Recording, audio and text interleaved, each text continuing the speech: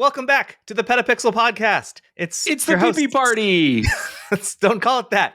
We're here. Jaron Schneider and Chris Nichols. And as promised last week, Jordan Drake is on vacation, so he's not with us today. Well, almost not with us today. He will join us in some segments in two different ways throughout this podcast. The miracle of technology. Yes, Jordan is enjoying a much-deserved and much-needed vacation.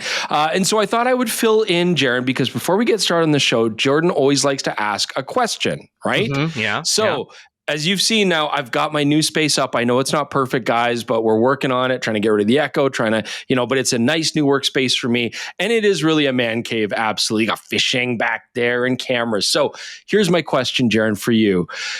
What is your ultimate, I want to have it in my man cave, but it's crazy expensive and very hard to obtain? What is sort of your dream object or thing that you'd like to have in a man cave?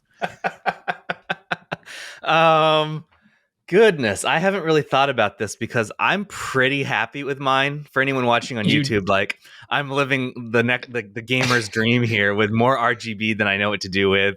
I got all of my Gunpla up and stuff, but I have a nice television here now. I don't know. You do. This one is this is new as of this week. This is what I'm testing. All Jaron wants for his man cave is no more leaky pipes. That's all he wants. That would be great. My bathroom being really nice. That'd be huge. Maybe like a stove down here, so I never have to leave. There My you wife go. will never see me again. You want a basement suite. Basically, Jaron wants a basement suite. All right. For me, what I would love to have is. What do you think I want to have? A gun safe filled with fishing rods. Do you already? Oh no, I want to have an arcade cabinet. Absolutely. I want like a proper old school joystick arcade cabinet, preferably one of the SNK ones so I can play like all the old Neo Geo games like Metal Slug and Samurai Showdown.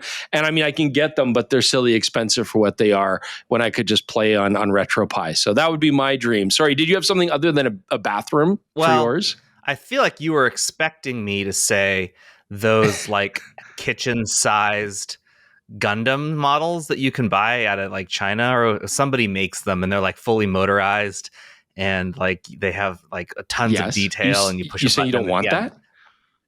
I don't think I actually do, because like I would have to dust it because I'm not going to get a display case that big. I think the only thing in here that I don't have is I would like a different TV stand, one that is like glass but still strong enough to put a TV on that I could also put lighting and more models in. That's really the only thing I'm missing, and a bathroom and a stove. That's it. Okay, let's get you a bathroom. We can make it happen. I'll come over and I'll build one for you. I built this. It took forever. Let's do a bathroom. It's really nice, by the way, for anyone who's watching. Like, this is more Chris's vibe than the last one. The fact that there's like bits of boat in there, I like quite a bit. I like the picture frames you've chosen. I even recognize that one, the picture over your shoulder. I recognize, and it's great. There's me with a fish. There's my daughter. Yeah, I appreciate that. No, this is actually all old stuff. I've had it forever, but I've never been able to use it. So finally got a proper space, computer all set up, fly fishing desk and everything over there. So I'm happy, but I do need a one-up cabinet. So let's make that happen, people. All right, well, looping back to what this show is actually about, this week was surprisingly busy with stuff, and a lot of it is usually what we would need Jordan here for, but we're going to try and carry on without him. But our main story this week is we're going to talk about photo books, and like, are photo books still a thing? Like, where are they going? Like, what's the status of that? And we're talking to the Mixbook founder, Andrew Laffoon, who's been doing photo books and printing and such for like a while, almost 2 decades. I think the company was founded in like 2006 as I was graduating from high school. So it's going to be an interesting conversation. Thinking they're like photo books. Well, it's out. I found it incredibly fascinating actually talking to Andrew, and I didn't think I would. So stick around for that. All right. Well, let's get to the news story right after our intro.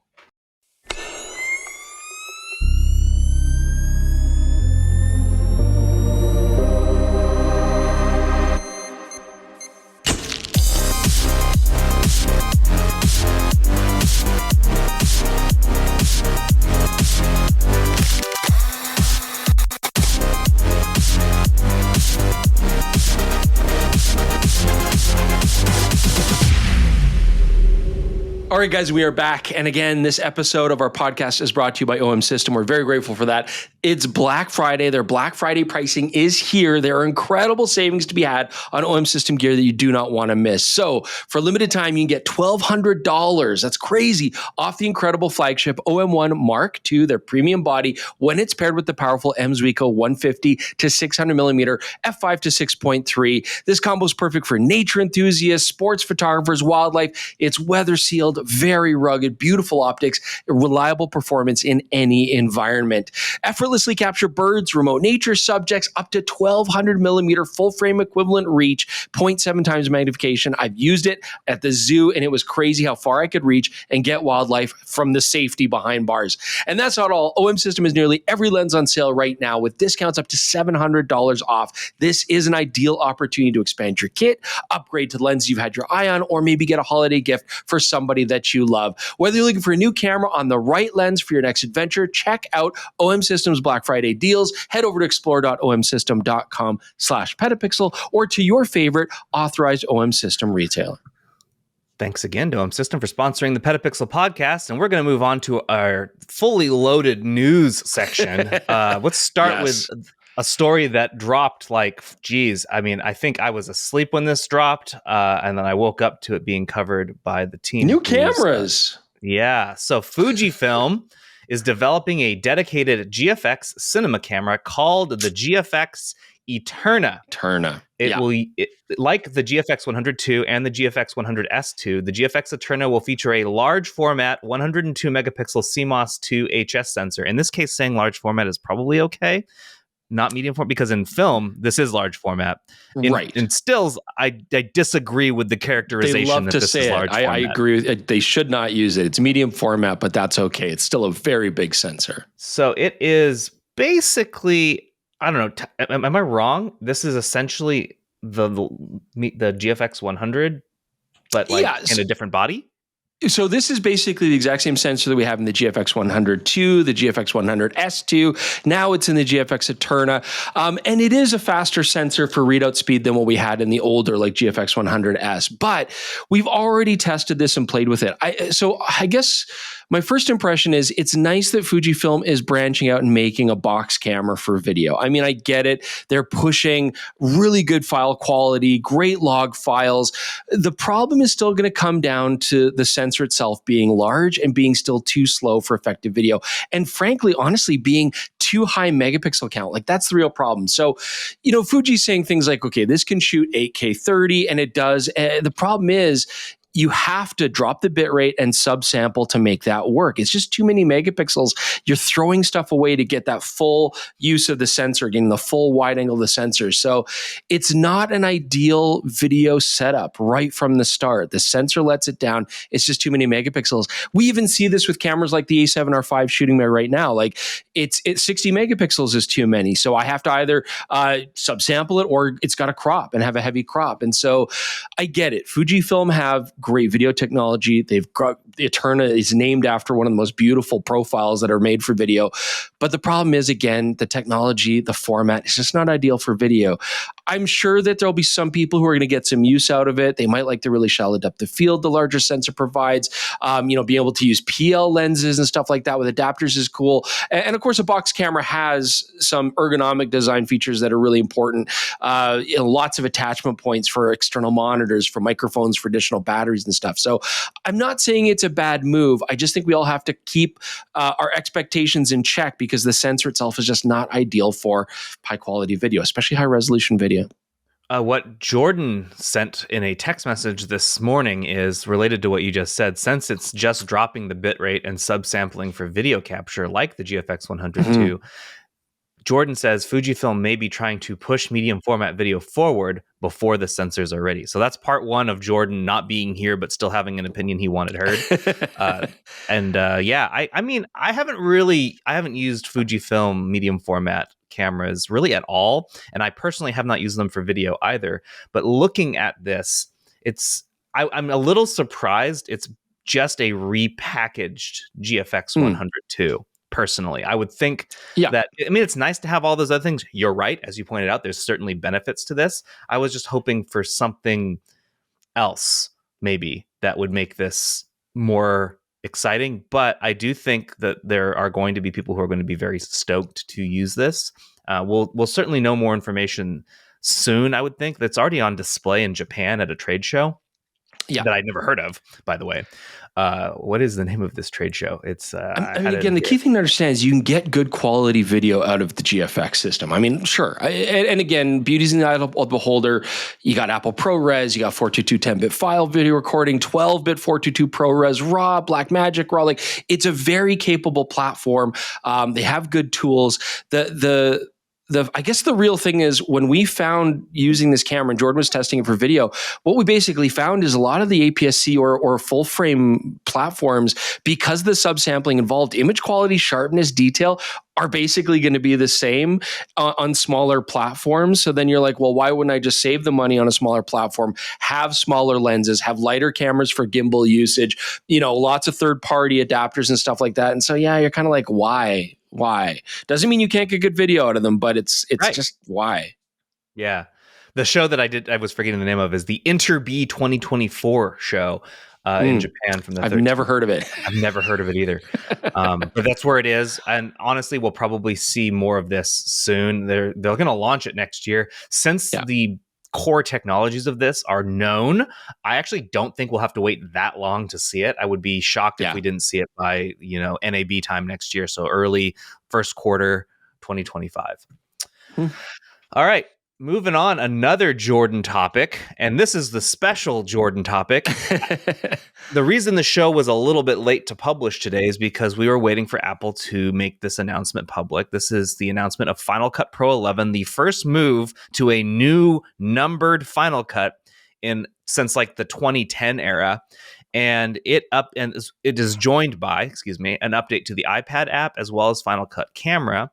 Yes. And for that, let's listen to what Jordan has to say because he recorded something for us earlier. Okay, it's Jordan, and I just want to jump in here for a second, and I want absolutely no interruptions from Chris and Jaron, and I'm not expecting any because I'm actually pre-recording this after spending a little bit of time with both Final Cut Camera and the new Final Cut Pro 11 on Mac. So let's start with the updates on Final Cut Camera. They're by far the easiest to go through. So the big one here is we now have the ability to record ProRes log, but in a compressed H.264, they call it HEVC, video compression, which gives you vastly smaller files, like at least a 20th the size of the ProRes HQ that we had to record before. So this is a big deal. I just felt like ProRes HQ was kind of impractical for most people using it. But of course, I'm worried, like, is there going to be a big quality hit?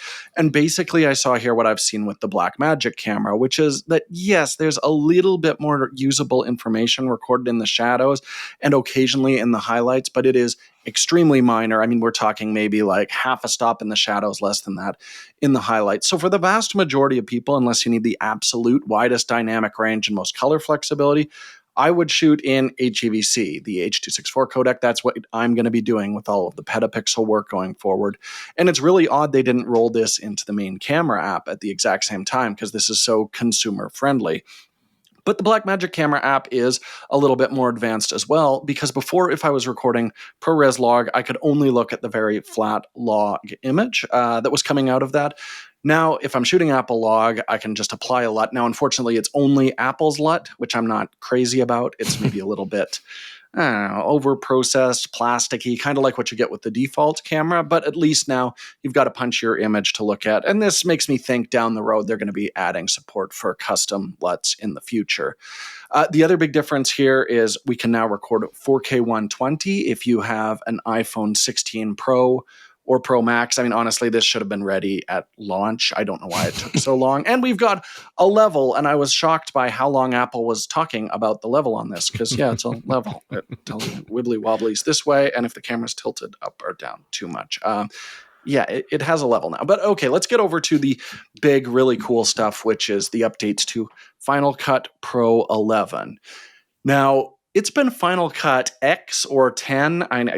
Apple always says 10, but I don't know. Jumping from 7 to X, it always felt like an X to me. Anyways, this is the first time they've done a full version change in 14 years. So we're expecting big things here. And by far the biggest feature upgrade is their new magnetic masking. So basically what this will do is let you highlight an object. They're going to use their machine learning algorithms to isolate it.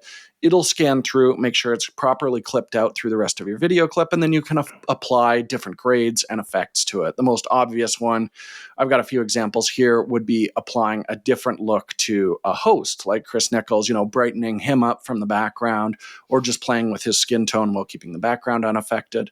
And I was honestly very surprised. This seems very effective, even right from the start, where when we saw some rotoscoping tools starting to appear in Final Cut, it took a few versions before they actually worked properly. But this looks very effective, and you can drop on any of your color grading tools, a bunch of your different effects with it. And I think we're going to have a lot of fun going forward with this. In terms of performance, all I had to test it on was this older original M1 iMac. I didn't want to put it on my working computer because I've still got projects on the go, and I never recommend doing major software updates when you're in the middle of a project. But even on that older M1, when I applied a mask, it would basically scan it at about a quarter of real time, going through and analyzing those frames. Once that's done, that's the really demanding part. You can apply different effects, tweak the strength of the grade, and then you don't have to go through that long rendering process again. It's just when it's creating the mask. And it's pretty effective even on older hardware like this. So on more modern machines, this will be basically a real-time process for you to create these masks.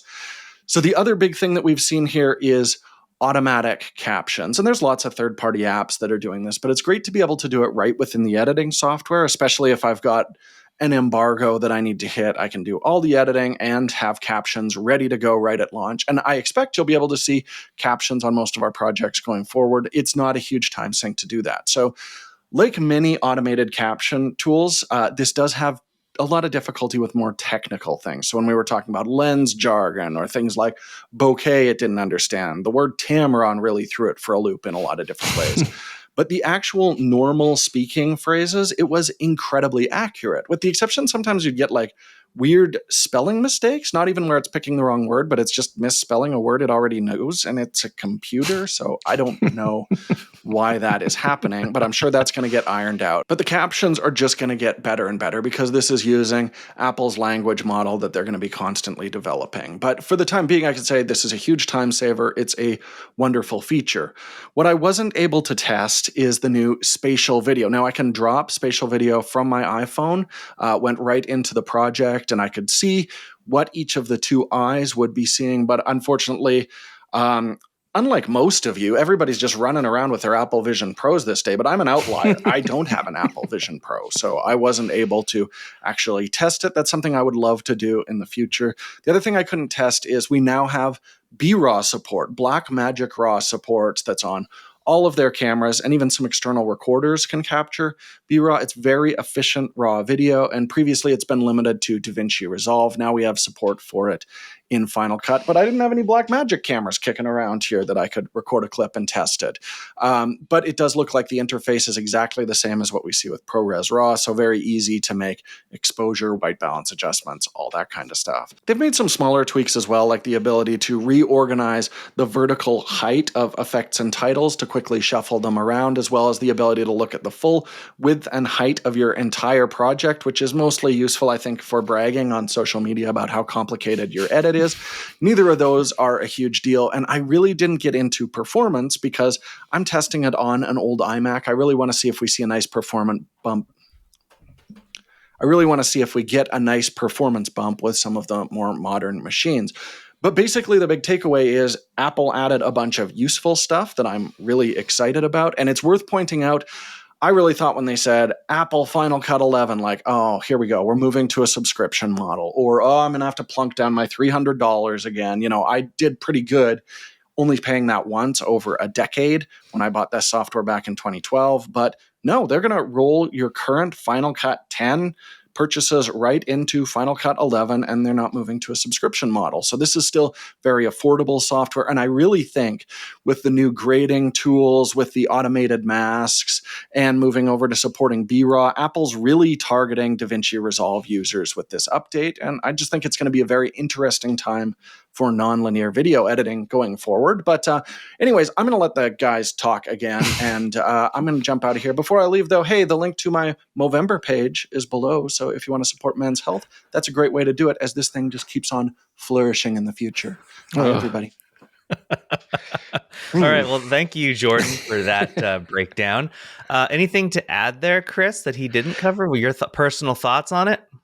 Well, so I think we have an interesting dynamic, Jordan and I, because he's been using Final Cut forever and on the iMac platform, and I refuse to use a Mac computer. I mean, I'm PC all the way. That's just how it's going to be. But I have now migrated to doing a lot of work on the iPad Pro, and I really like it. I have to say, I really like it, not just because of they're insanely powerful, honestly, for a tablet, but also very convenient to take with. I love that I can even throw it in my 7-liter camera bag, my Wodencraft Pilot, and it fits in there, and I can travel with it and stuff. So I really do love it for that. And so that's let me focus more on Final Cut Pro for iPad, where Jordan is using then Final Cut X, right? And so it's perfect for what I do. Like Final Cut Pro, you've got a lot of capabilities. I used to use DaVinci Resolve a lot, but I never delved deep into its capabilities because I'm not Jordan. My video editing for trout fitters, it's more simple. I want it to be quick. I want to get it out. We do shorts, we do reels, we do on the water stuff, and I want it to be nice and easy and breezy and quick. Where Jordan really does, he gets into grading and he takes his time. I mean, he's a true professional in that regard. What I love about Final Cut Pro for iPad is just how streamlined it is, how easy it is, and designed to be very quick. So there are some thoughtful updates. They've now updated it to 2.1. And the first thing that really does save me a lot of time, programs have always had these auto-tune functions where they'll just kind of auto-grade your clips. But the new enhanced light and color button is fantastic. I was actually really impressed by it because I normally hate just the one-click auto settings, but it really tweaks all your settings. Sometimes it basically makes a clip look fantastic. Sometimes it gives you a very close starting, a very close point where you can kind of refine it. But it's a great way to save a lot of time, especially because with the iPad, you can't globally apply a color grade to all your clips, which is really annoying. You still got to copy paste, but this does mitigate some of that issue because I can go through, click it. And that really speeds things up. So I actually found it to be very useful. Another cool strength with the iPad is the coupling with the Pencil or the Pencil Pro, because it does give you the ability to draw on your videos. And I use that. I'll draw arrows, I'll draw handwritten text. If we have a river, I'll show this is where the fish are. I could draw circles around it. It's kind of a fun, playful way to mess around. So this new version updates some of the haptic feedback controls, but it also adds more brushes, which is really cool. So now there's a crayon brush, kind of a playful, childlike crayon brush. There's kind of this smoky watercolor brush that you can use. And they've got this line drawing pen, which reminds me of a fountain ink pen for calligraphy. And now it shows you the orientation of that nib. So, you can go from thin lines to the broad strokes and really know exactly where that's going to be. So, neat little brushes. I'm going to play around with that. I played around with it a bit, but I'm going to play around a lot more. Another cool thing that I love on there is the soundtracks. They're all cloud-based. You can download them. They're fun. They give you a whole bunch of different kinds that you can, different genres, different moods. And so I like that. I love the AI timing. This isn't new. This has already been on Final Cut Pro for iPad, but the AI timing where you can put a soundtrack in, it'll modify it to fit the length of your clip. That is very cool, and it's very effective. But, I find that I'm now using the same tracks now over, starting to get some repetition because there's not that many. So, Apple added 25 more soundtracks, a lot. I played with a couple. They sound good. It's just nice to have that variety. 25 more is a big jump, and that's something I think people are really looking for. There's 5 more modular transitions. There's a couple more reframing effects. There's a dozen color presets, which I don't really use, but again, it might save somebody a lot of time if they want to just apply these filters. So there's still some things that are annoying. Like I can import a project from the iPad into a Mac, but we still can't move projects from the Mac back onto the iPad. So I think what a lot of people are doing is using an iPad to do a lot of the drawing effects, the live drawing effects, and then they're importing that into their Mac projects. Like, I get it, but it'd be nice to have that cross-platform. I'm not saying that would get me to buy a Mac. It won't, but it might help for somebody who, like Jordan, I know he's using a Mac and he doesn't really want to use the iPad because he's like, right, I can't go back and forth with it. So some nice thoughtful updates. We're getting more stuff that we want, and the enhanced light and color does make it easier, but we still need to see some major improvements to just how iPad imports, exports, and handles multiple clips. But I like it. I like the improvements. Before we move on, there is one note I wanted to make. Premiere added that one-click grade feature into the latest version of the app, and I have used it, and I will say that it does also have varying levels of goodness. Sometimes it's like, wow, that's great, straight up. Sometimes I've also noticed, like, if there's no green or if there's too much green in the base footage, it really doesn't know what to do with it, and the grade looks super funky.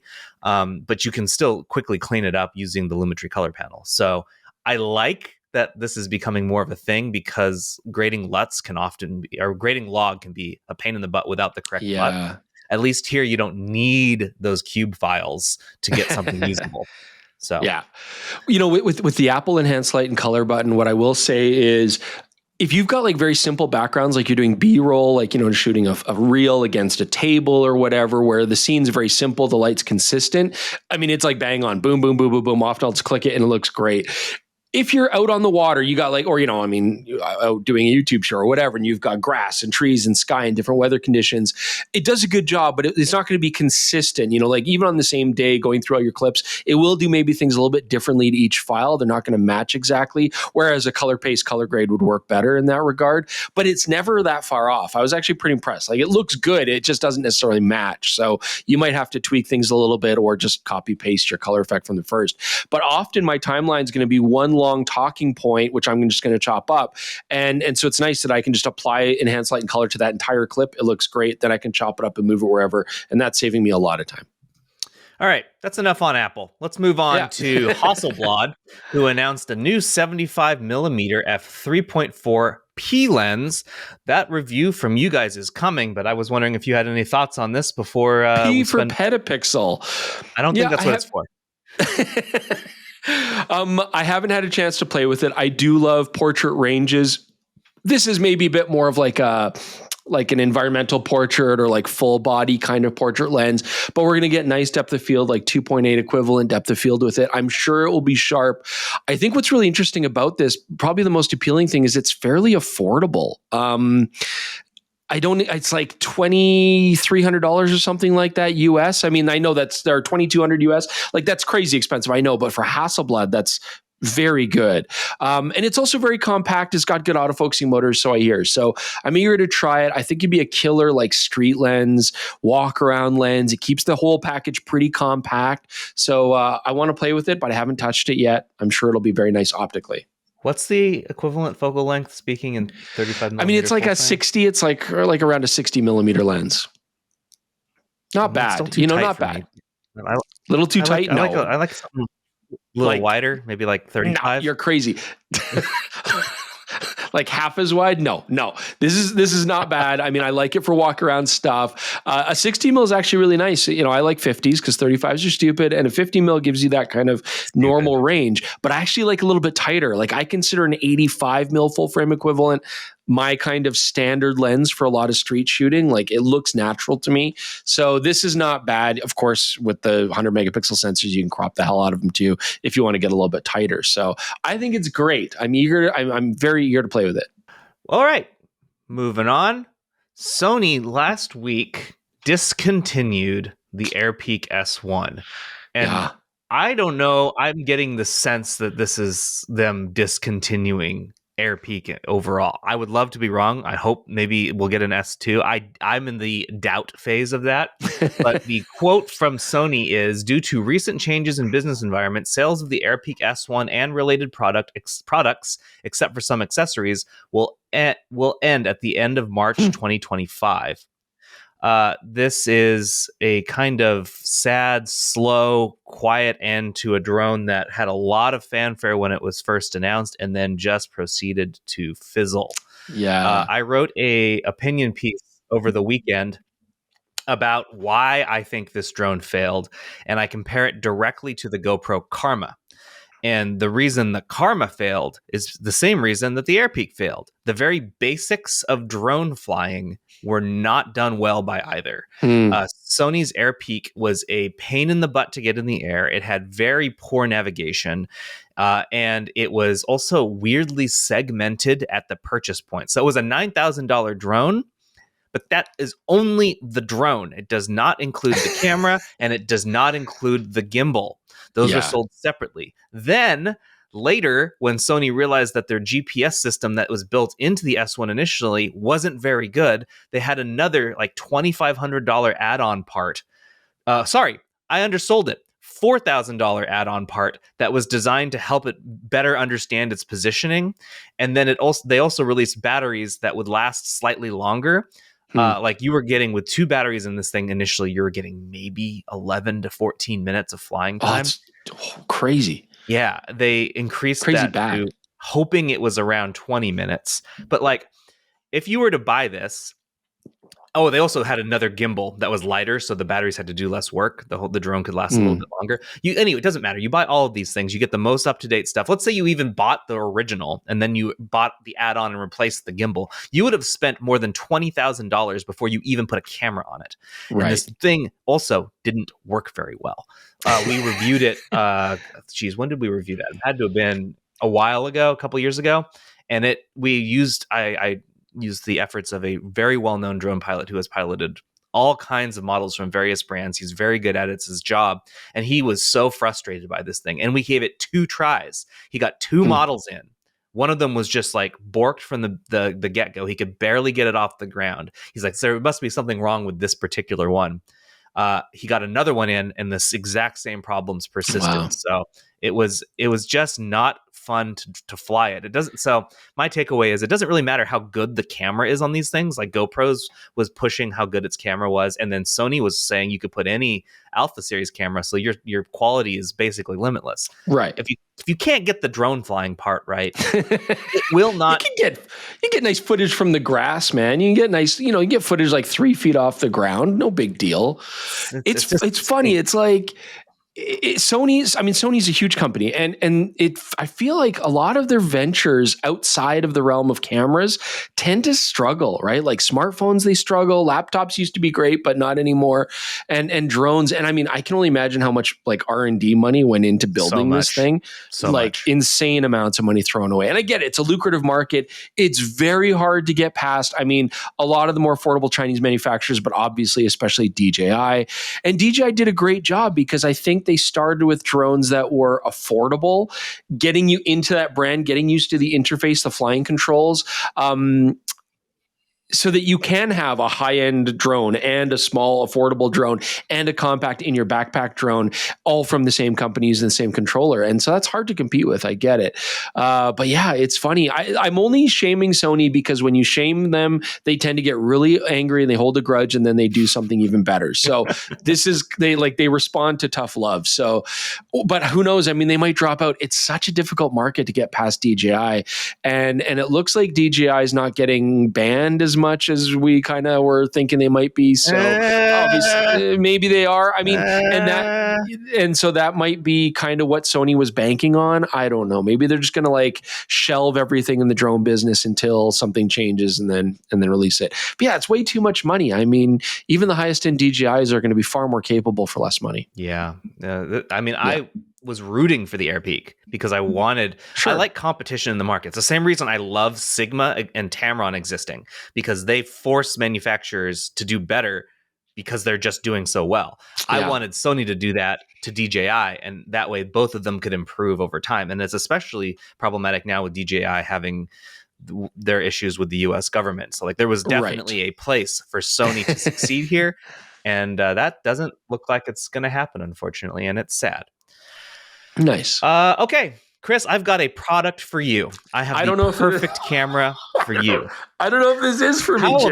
How about a non-disposable digital disposable camera? How does that sound? Does that strike your fancy? Yeah. Oh, yeah. It's triggering all sorts of excitement and interest and curiosity. And I desperately want to know what it's about. And then I actually found out what it's about, and I think it's stupid. I don't know. I mean, I'm no dragon. I'm no shark. Yeah. So this is a camera called the FlashBack 135.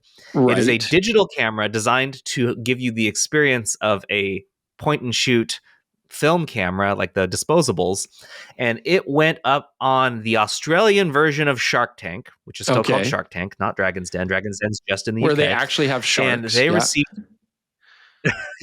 they received a deal from one of the sharks for 500,000 Australian dollars, which is about 330,000 US dollars.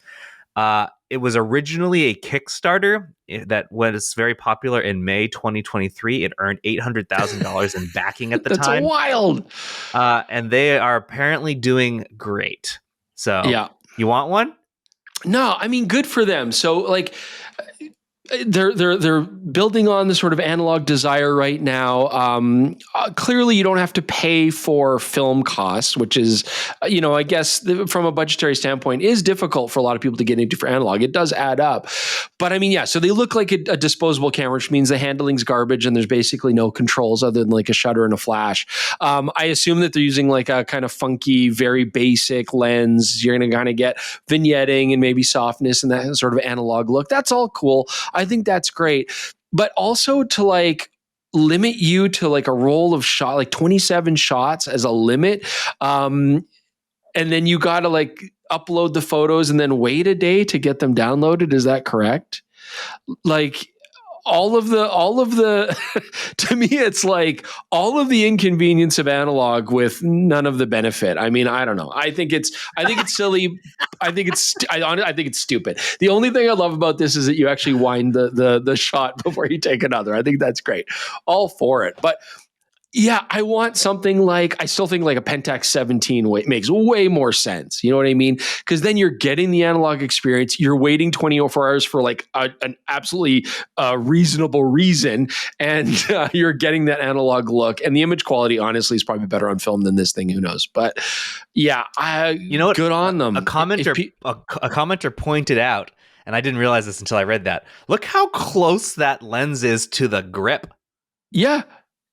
You're putting your fingers all over it, which is, I guess, very true to the original, right? They're trying to capture, they're basically like, let's make a camera that captures every terrible aspect of the original that we can.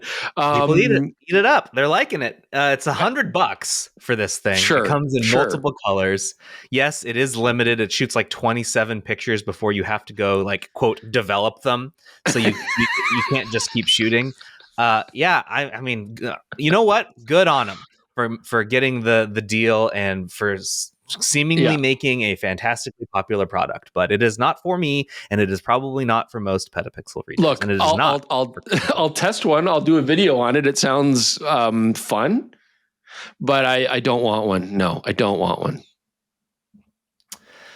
Okay, last news story of the week. Speaking of terrible ideas that aren't doing well, I mean, I think the idea was okay, but it's gone very, very wrong. So, if any of you listening will recall, in 2023, like early 2023, Benro announced that it was making a self-leveling tripod called the Theta. And they did a Kickstarter a couple months later, and it raised nearly $2.5 million. On that Kickstarter, which is not uncommon, they said that the campaign would produce products by the following June. So this was like a March. So 3 months later, get it. And since Benro is a full company, like they make tripods already, they're very successful, several $1 million company, I'm assuming, and they have huge distribution globally. Hitting a June delivery date seemed completely reasonable. Unfortunately, that did not happen. For a vast majority of backers, of which there are over 4,000, they have not received a Theta. And there have been multiple situations that have made them feel bad, more like Benro listed the product as like available to buy on their website. You could just purchase it. after the Kickstarter finished, and that was before people were even getting the ones that they got from backing. That page said expected shipping in May 2024. It still says that, by the way, if you go to that page now. I have a screenshot of it. Yeah. So it's not shipping. The problem with this is that the company Benro is based out of China. The Benro that most North Americans know is managed mostly by the Mac Group, which has ownership of a lot of products like Sakonic, several others. Let me see here. The ones that you might know are Alencrom, Broncolor, Saramonic, Shimoda, Tenba, X-Rite, Nanlite, Kupo. Those are all Mac Group along with Benro. Mac Group was not involved at all in this. This is all Benro Global, which is out of China. And I think because of some issues with translations, because of some problems with understanding culture, they have really upset a lot of backers, and they weren't really being great with issuing refunds when asked, especially when we're approaching 2 years since this thing was originally announced.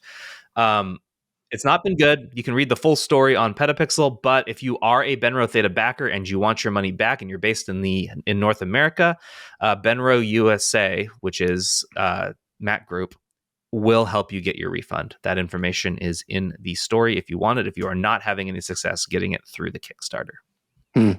You know, like you hear about these Kickstarters. I mean, the disposable camera is doing great, right? You know, and most of the time the Kickstarter campaigns are pretty successful. So Peak Design does them.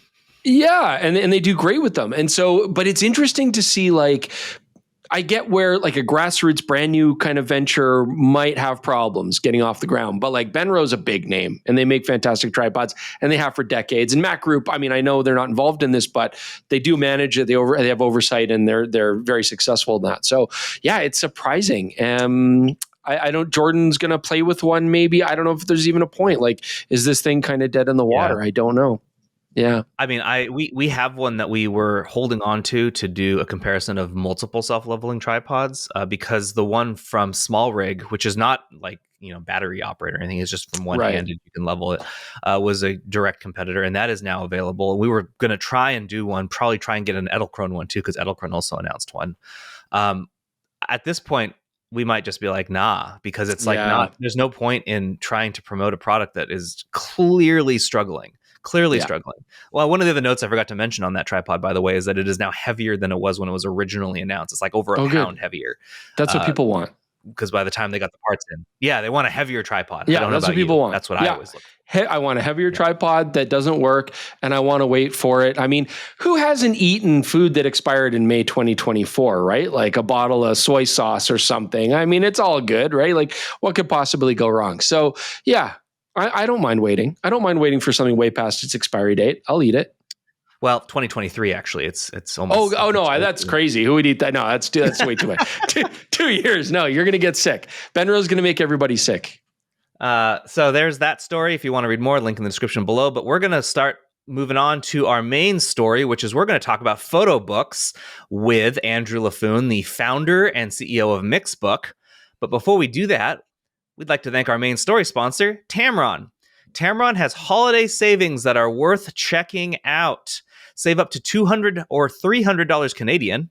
That's you're Canadian. $200 US, $300 Canadian on select lenses, including the excellent 28-75 f2.8 Di3 VXD G2 available for Nikon Great Z lens. and Great Sony lens. mount. There are a bunch on here, and I've linked to it in the description below. There's several lenses that are on sale that are worth your attention.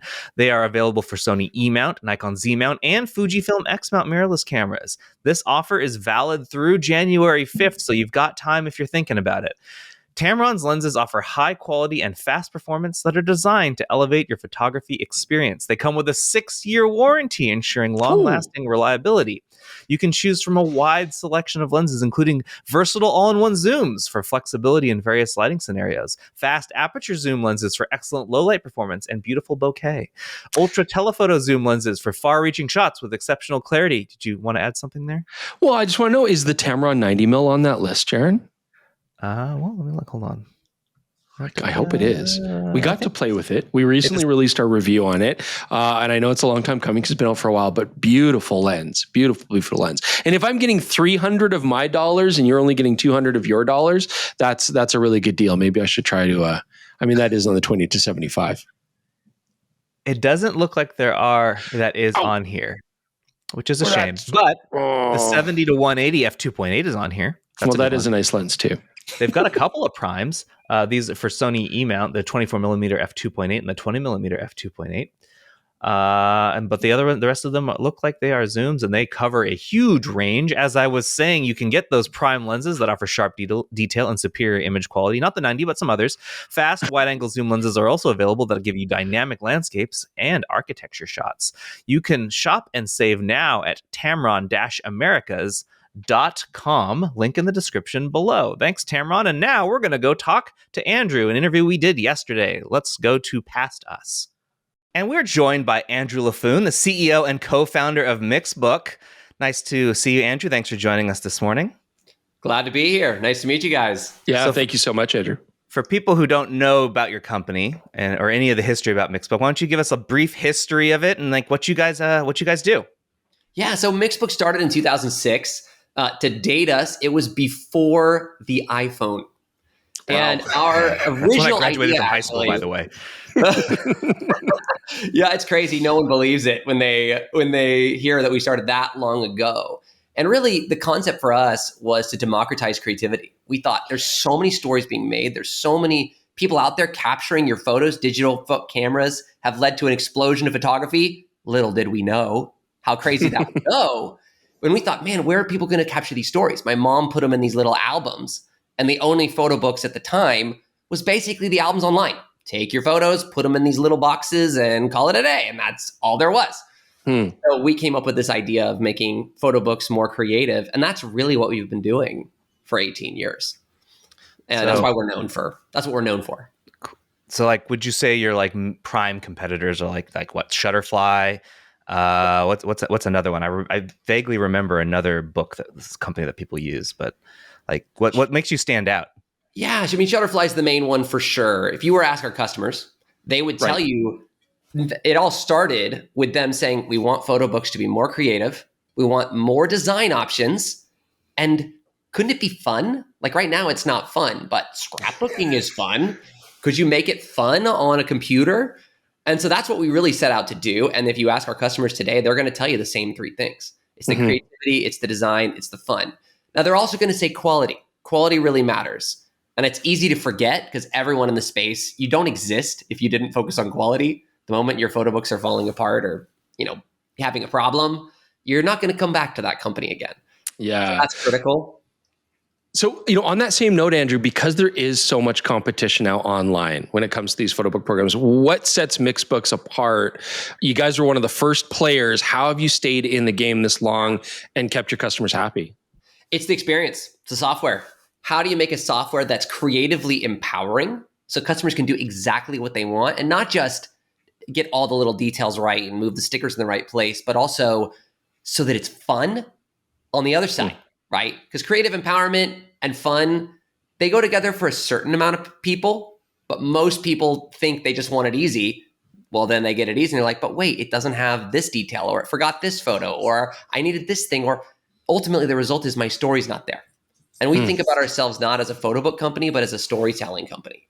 Because we think storytelling is what's interesting, right? Apple and Google have all of your photos, but the stories are not there. The stories are here, or the stories are here. And that's really the art. And that's the art and science of it. How do you get people's stories out there? That's what people come to us for. I see. So you mentioned offline that Mixbook is a software company. So you guys are fully focused on making that experience. So how does that work from a business perspective? Like how does the logistics of actually delivering product go? Yeah. So we have 19 partners around the world, awesome partners. Many of them have been our partners for 10 plus years, right? These are long-term relationships. And it's a serious partnership because their brand is our brand. When a product shows up at the door, our customer is not wondering who printed it. It's Mixbook. And that's really a critical partnership for us, is getting the right partners, making sure we've got the right uniform standards across all of our partners. Yeah, you'd have to imagine that, someone who's never done anything close to this, imagines that finding consistency with different printers, difficult. Like, how did you navigate that? Right. Super tough. And what you wouldn't expect is the same printer, different day, different operator. Consistency already a problem. As a guy who worked in a print shop, yeah, I actually do know that's an issue. So you're like, oh, that was Sam. He's on the printer again, man. Okay. Yeah, he doesn't run the Heidelberg quite right. Yeah. Exactly. We've got to train that guy. So ultimately, it's a lot of the similar things you have to put in place to get consistent quality out of one printer. You do the same thing across a network, right? And that's really how you ensure it's going to be consistent. Our customers, one of our principles since the beginning is we're storing your memories forever. So if you made a photo book on Mixbook in 2007 when we launched, you can still print that book today. Now, Really? actually, the quality is going to be better than it was back then for a number of reasons. Because we have AI upscaling now, because our print quality is much better, because all of our papers are super high quality, designed to last 200 years. Yeah. Right? All that stuff. Actually, that's a good question. I want to ask about that because, I don't really make a lot of photo books at all. Jaren, you don't really, but my wife loves to do it, right? I mean, it's a huge thing, and it's primarily to capture family memories. And I'm sure that's probably a big part of your clientele, and I want to ask you a bit more about that. But capturing memories, capturing vacations, capturing big events, making those books, what kind of technology goes into making sure that that's going to last so that grandkids are looking at this stuff years and years and years down the line, and it's still going to look, the same as it does today? Yeah, I would say there's a couple categories. So of course, I just mentioned the print piece itself, right? Using papers that are acid-free and lignin-free. If you ever look at those old photos that turn yellow, right? That's the acid in the paper, or lignin, which produces acid. So you've got to use papers that are archival quality. Otherwise, they degrade much faster. So that's, principle one is the paper the right quality? Is the binding the right quality? We're using all of our materials are designed to last. 100 plus years is kind of the standard. And the higher end products are aiming more towards the 200 years. Wow. Then for digital these days, right? When I first entered the industry, everyone's like, print your photos or they'll be gone. Digital's not trustworthy. And sure, if you're putting it on a hard drive in the closet, that's probably not very trustworthy. I feel personally attacked.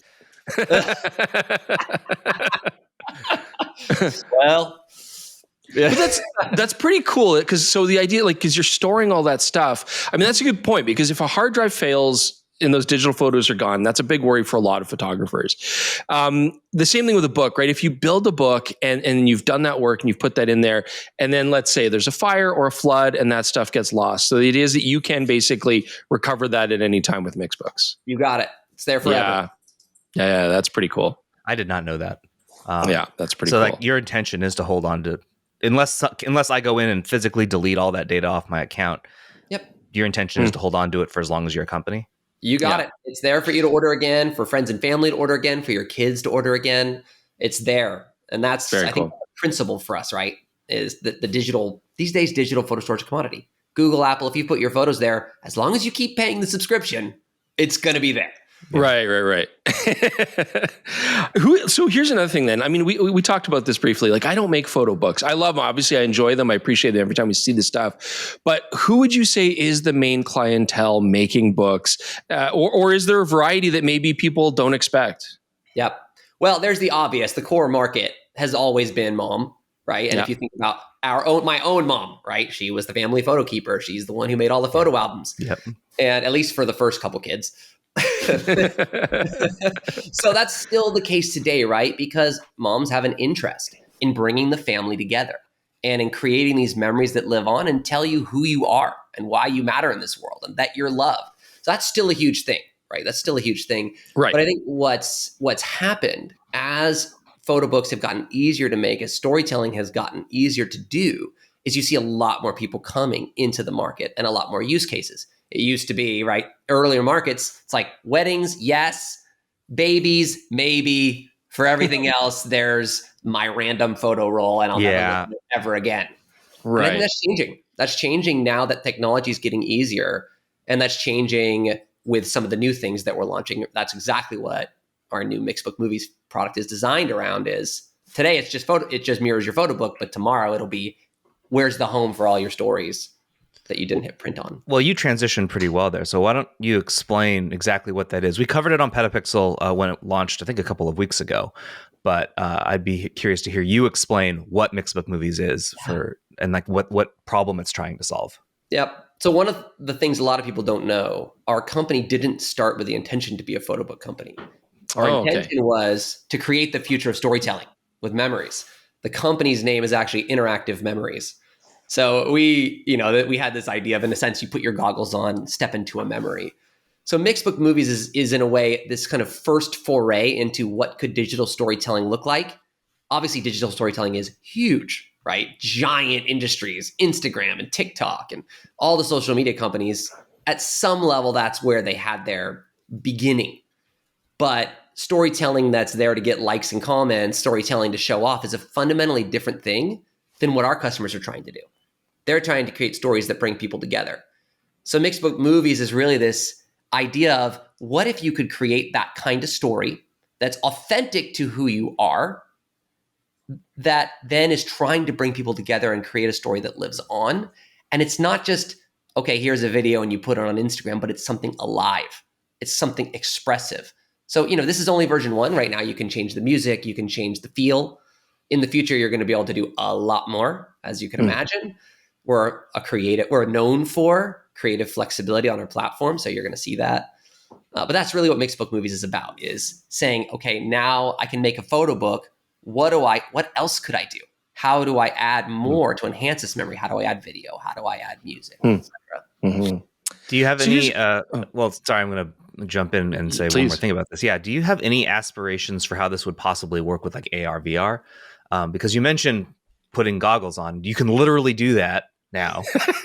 So I'm like especially, I got Apple Vision Pro on the mind because I recently did a big story on that. So like, there's that idea. Is that part of this in any way? Well, and to add on that, like companies like Apple, they're legitimately trying to go the memory making route with this. They're not just saying like, oh, have an interactive experience. They're saying like, look at your birthday party photos in 3D with spatial awareness. Like, so how much is that? And the iPhone actually will build memories things now for you too, like in the iPhone. And like it's a crappy commercial, but Apple has a crappy commercial right now about like creating like some sort of like video memory thing on your phone quickly with its AI. So like all of these things, lots of questions. Sorry. Absolutely. Well, the commercial is that's on point for us. Yeah. Because though our early version of Mixbook Movies is not as customizable, it's in many ways exactly the same problem the photo book market happened when we entered, which is your story's not really there. If AI tells the story, is it really you? Right. Are you really present? And that's the problem with that commercial, is the daughters created these GIFs that took a lot of intentionality and thought. And all of a sudden, Apple's promising, we will be the heart. We will be the intentionality. That's something about that just cheapens the love. Sorry, I didn't mean to rant. No, well, that commercial is super awkward for another reason too. It's just like, why is the mother competing with the children? Did she forget her husband's own birthday? Like, there's a lot of questions about that commercial that confuse me. That whole series that they've been doing with AI, actually, a lot of them are like, what they're very weird. Well, it reminds me of one of my favorite movies, Her, if you guys saw Her.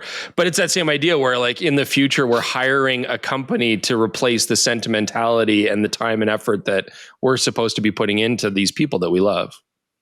Because there's a need to connect, right? There's a desire to want to connect. But yeah, do you have to do it, or is leaving it up to somebody else appropriate even? So, like, how are you different?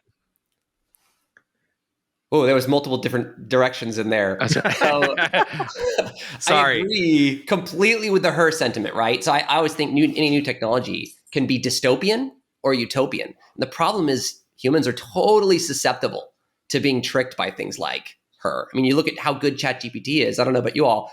The new ChatGPT voice mode, I have full-on conversations with it.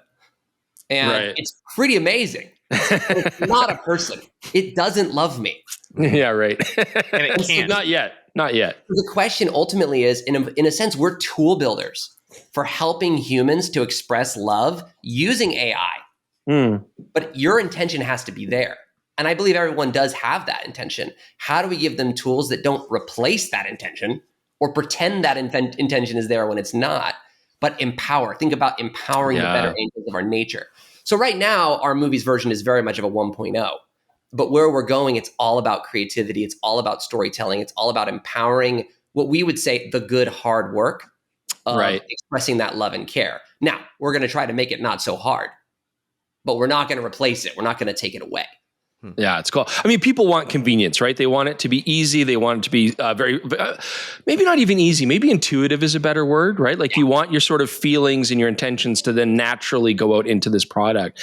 But we should talk about AI because AI is scary in a lot of ways right now. And especially in the professional photographers market and the journalistic market and social media, AI is bringing up some very legitimate concerns about what needs to be real, what needs to be revealed to be AI. You know, how important is it to have that honesty and that truth. And when we talk about memories, and you've already touched on it, what is that like when it comes to memory making, in your opinion? Because yeah, it's like everybody wants their skin to look really good and they want the memories to be really bright and flashy and they want to look their best selves and they want to have the most impactful sentimental experience when looking back at these books. So how do you guys navigate that challenge and how do you use AI in your actual product? I mean, how does it even impact Mixbooks in general?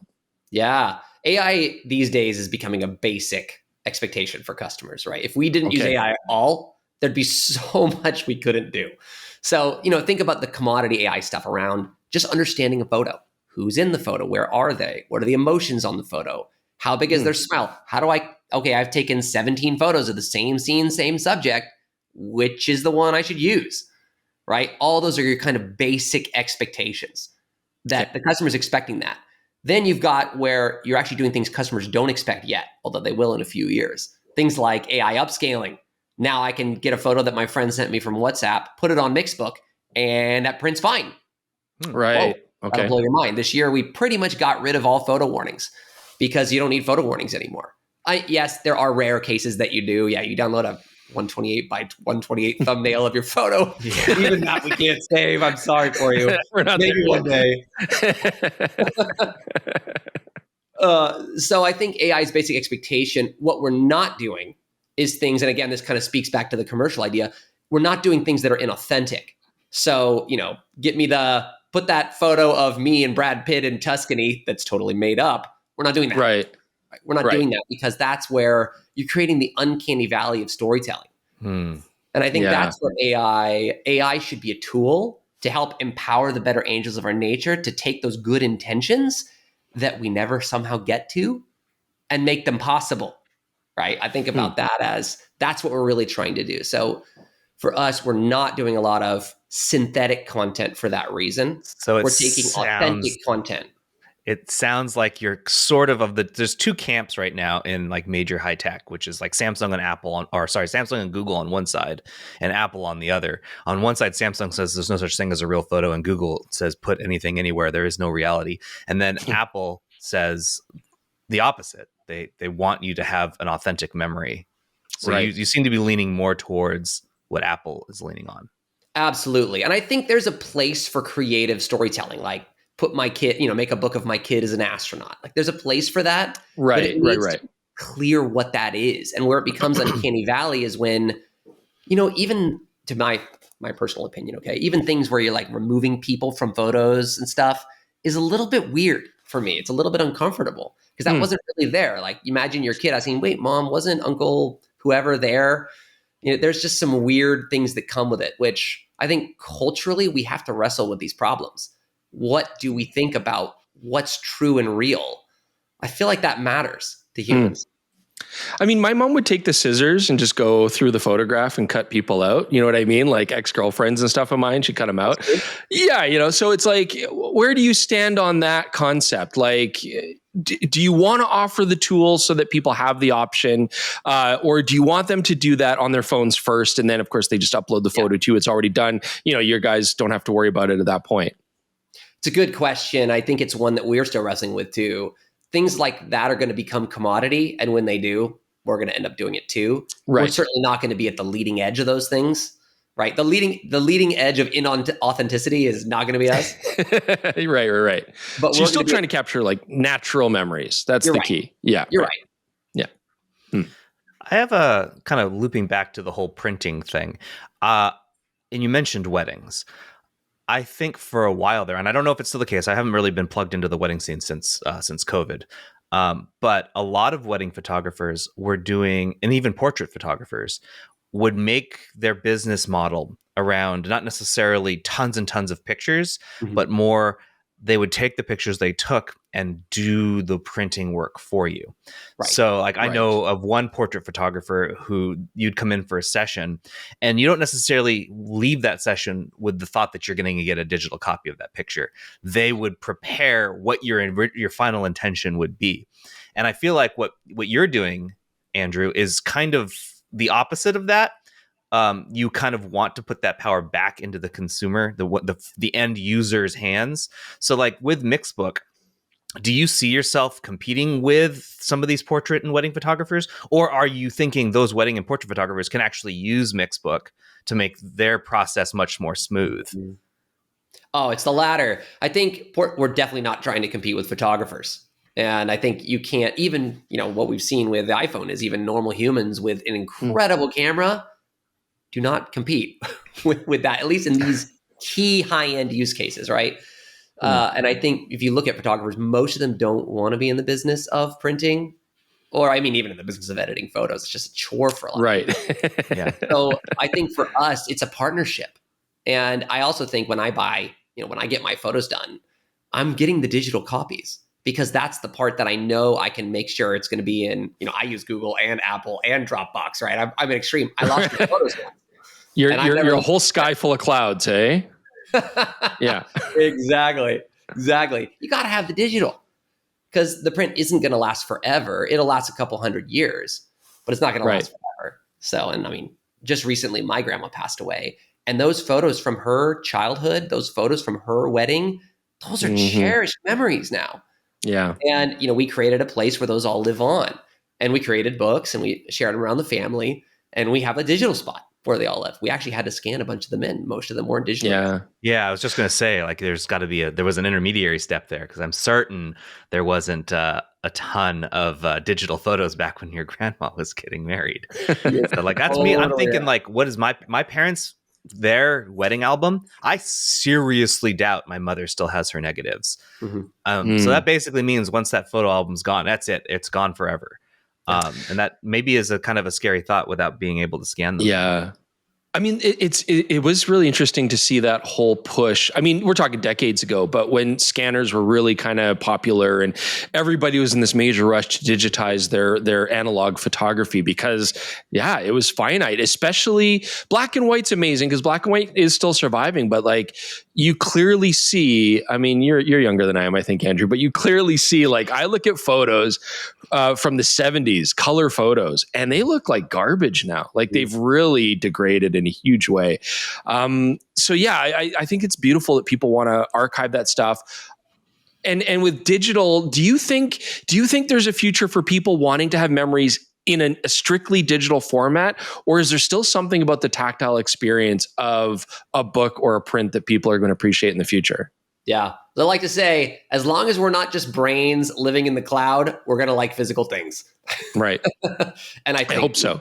we're embodied minds, right? We're physical. So we value physical things. And I remember when we first started the company, we would go out and pitch venture capital firms. And they all said, print will be dead in 5 years. Like, there's no way. Newspapers are going away. Books are going away. Everything's going away. It'll all be digital and we'll just be living in the cloud. And I just fundamentally don't buy into that. Of course, newspapers going away and all that, that makes sense because it's more convenient online.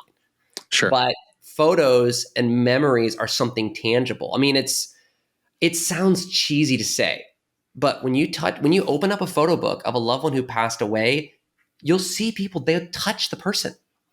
Right. Something about it. There's something about a physical thing that you can touch and feel that makes it real.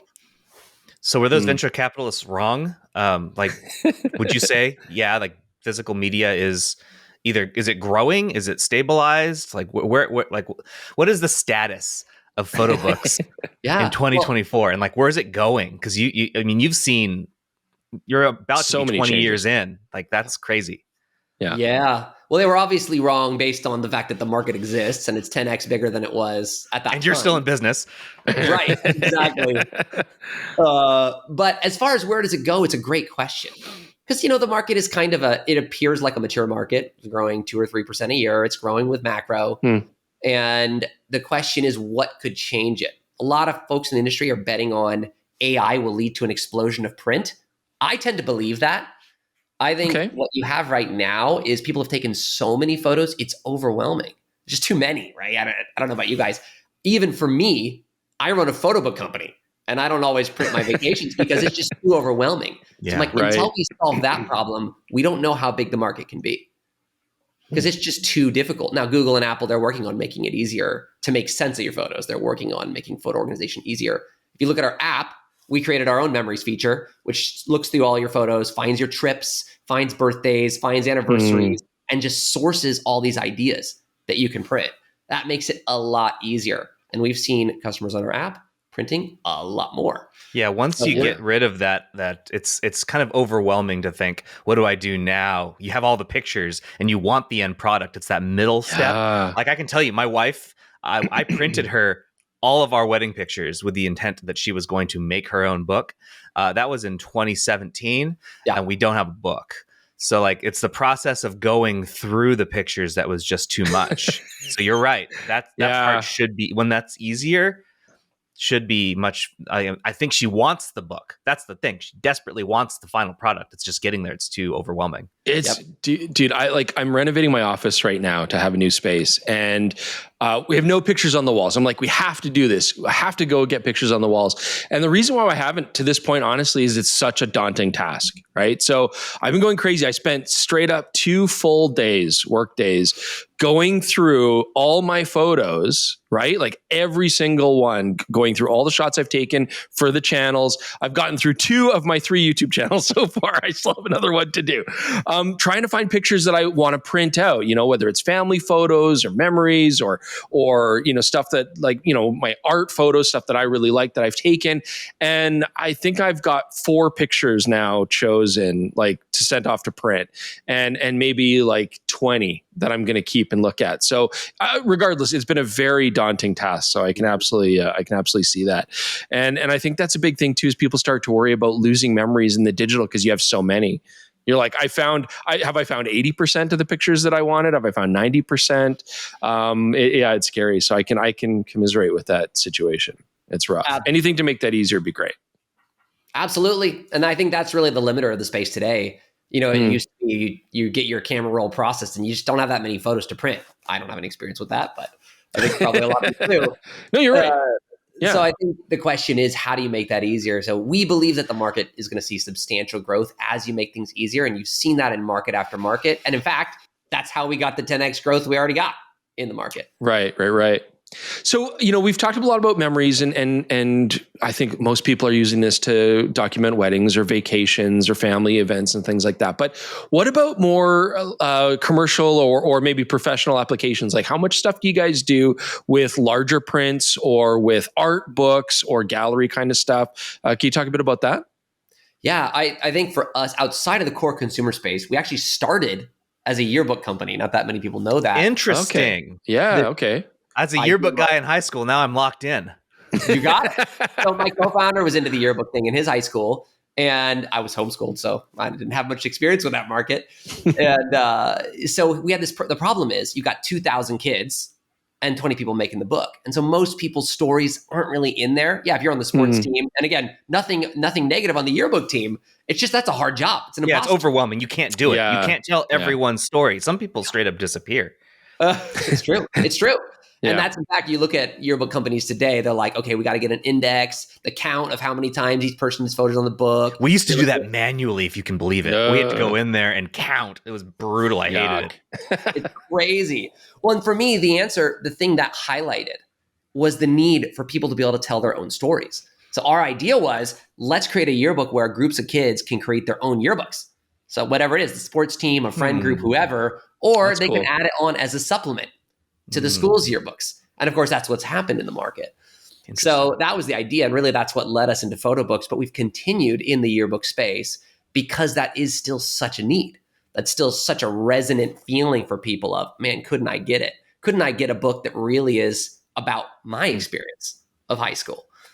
So that's been a thing for us and of course, we also work with a lot of photographers. We're the secret weapon for a lot of photographers. Secret, not so secret. Just because we make their jobs that much easier.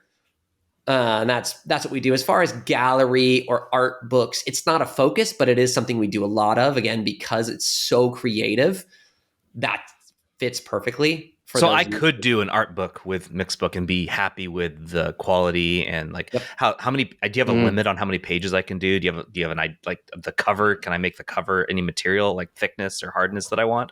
So cover thickness, hardness, no. That is something on our list. That is definitely something our customers are into. But as far as pages, we're going to be the most of anybody in the space, 400 pages, on par with the most. After that point, binding starts to get questionable. You can do it, but it starts to get 400 is a lot. Right.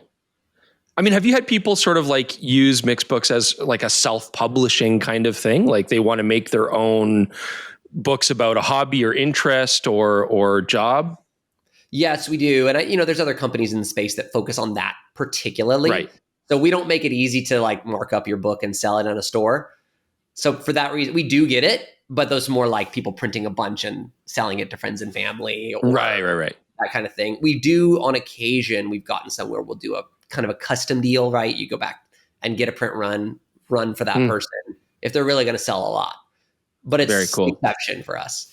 So, sorry, Chris, you got something else? Yeah, sorry. I just want to say, well, on that same note, like, are there any products that Mixbooks does where you're like, this is an awesome product, but it kind of flies under the radar and more people need to know about it?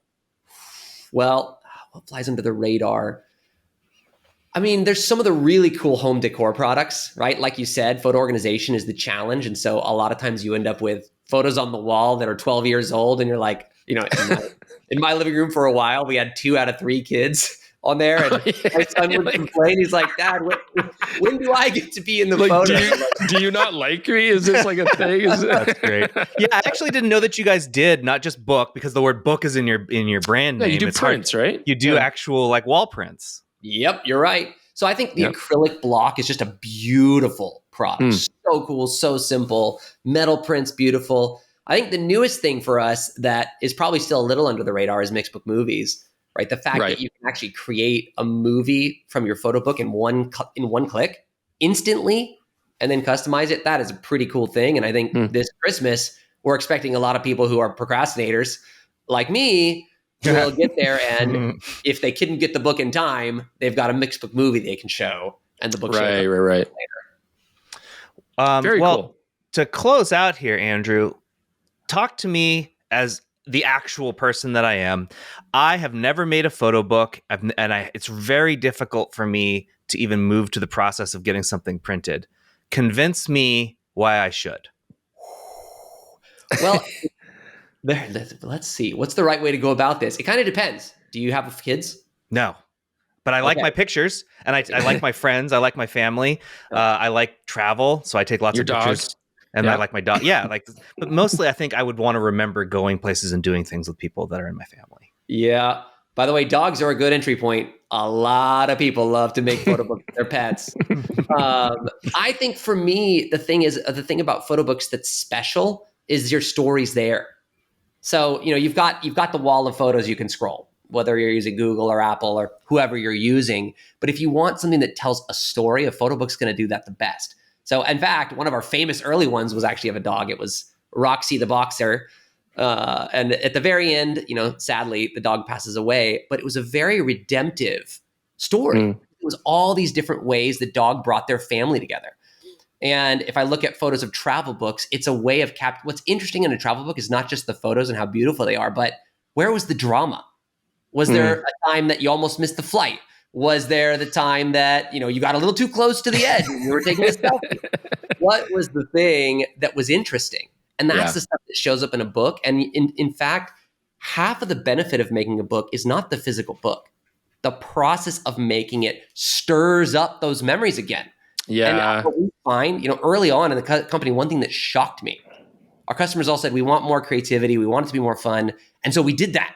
And then I would get on the phone. I still get on the phone with customers every week. And they would say, hey, I'm addicted to Mixbook. Do you have like a Mixbookers Anonymous? Because the process is so fun. And it's that process of reminiscing. So I would say it's not just about the book. When you look at the book and say, oh, that's cool, I want that, that's part of it. But the other half, what people don't realize is making it is actually so deeply satisfying. Yeah, that's super poignant. I think like I just said, like I went through all my folders. I'm going through all this stuff. It's not fun, right? It feels like a chore, and I'm searching and I'm paranoid. Did I forget something? Blah, blah, blah.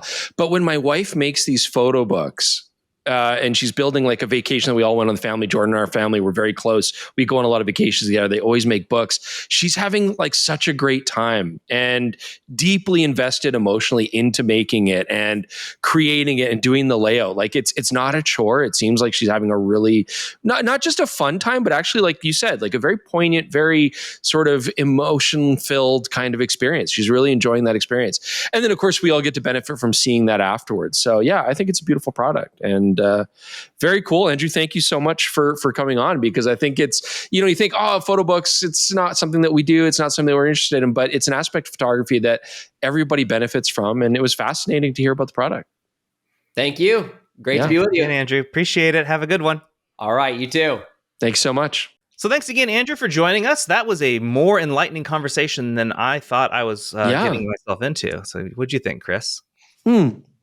Yeah, I mean, I think it was an interesting dynamic that it's photo books, I feel, are something that a lot of us leave to other people, right? Or I should say at least a lot of guys. And that's too bad. Like, let's be honest, right? I mean, I know my wife loves to do it. I know Jordan's wife loves to do it. I haven't made a photo book in my entire life like that. And even actually when my wife heard about the podcast and then we were talking to this guy, she's like, oh, Mixbooks. Yeah. Like I like Mixbooks. Maybe I'll do something with them. Like, it's an interesting industry, and it's grown so huge, and yet I value it because I get to enjoy those books and they're fantastic memories. So yeah, it's neat to see how it's changing, where it's growing, what the industry's like. Yeah, I don't know. Maybe I'll build one. A PetaPixel Podcast Mixbook. Okay. Yeah. Sure.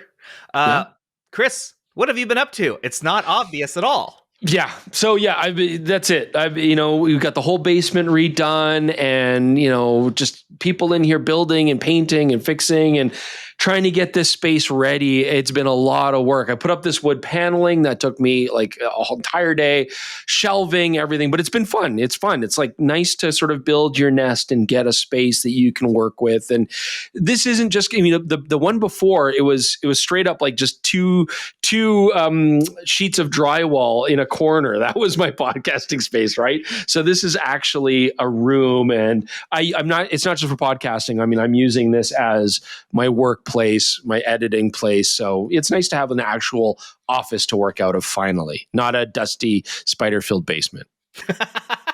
I can say that I do also enjoy having a space to go. Obviously, I like mine, and I've been customizing it significantly since we moved in here a couple years ago. So my wife will never see me again. That's all.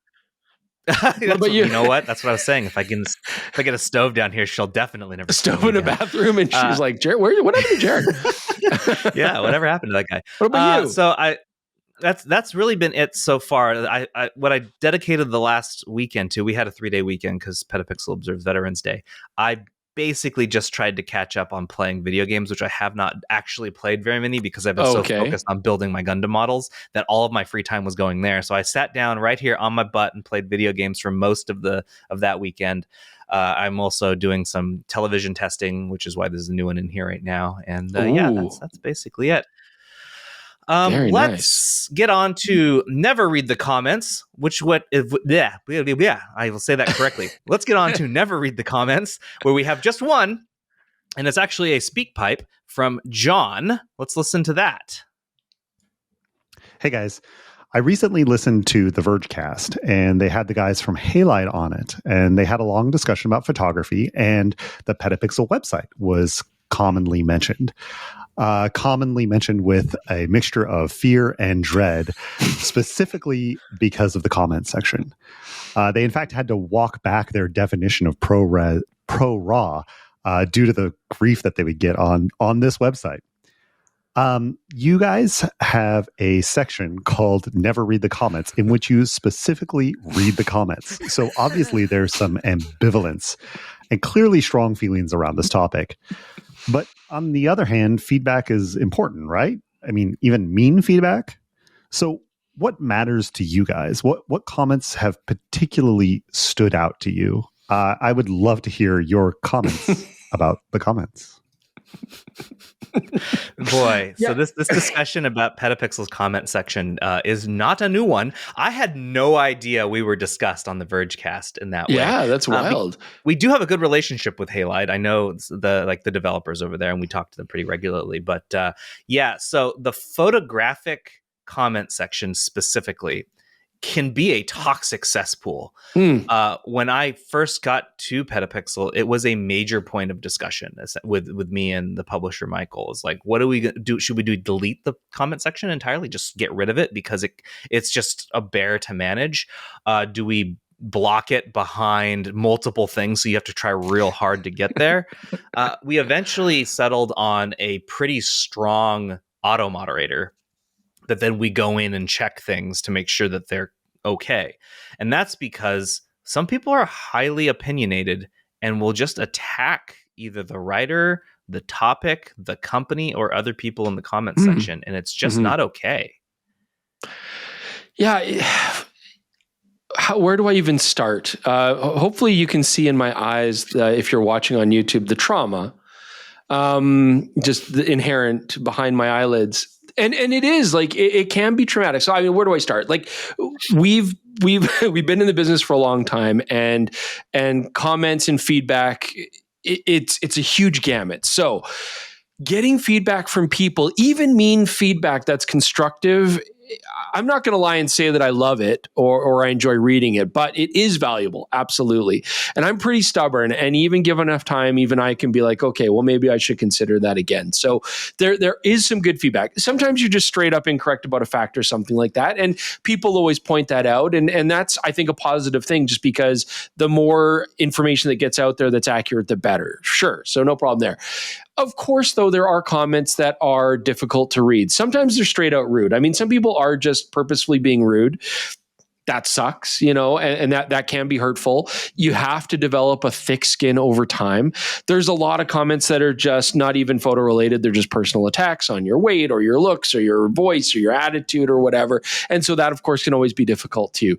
And that kind of stuff, you have to build a thick skin towards it, but that doesn't mean it doesn't get to you. It does get to you and it bothers you.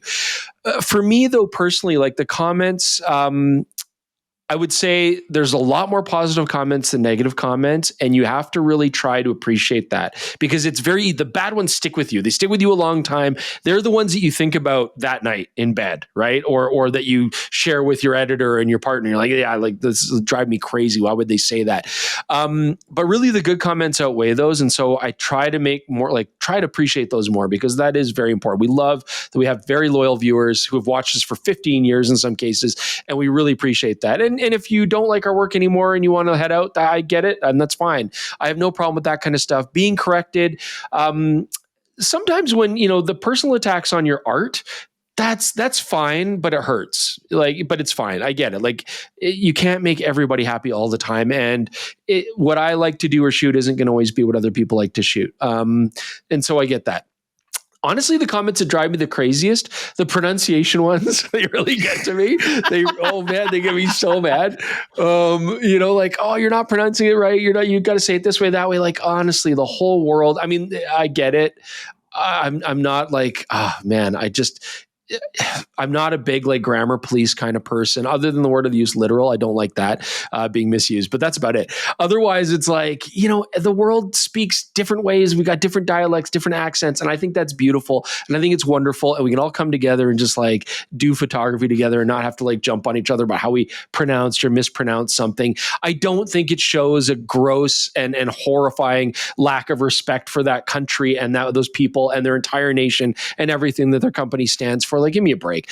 It's wow. This clearly has been in there because it's just so inane. It's just such a pedantic, inane thing to argue about. But again, I know people are going to write comments right now "Oh, dare you? Blah blah blah. You're mispronouncing things and on purpose, and you have you're not sad about it or regretful for it." And I'm not. But there are a lot of things where the feedback is very positive. So that's why we keep reading the comments. It was kind of really poignant having this message here from John, because you have to take the good with the bad. And there are some important things in there. And there's a lot of disgusting crap in there too. And that's just the internet, and that's people. What I will say is I put two notes in here.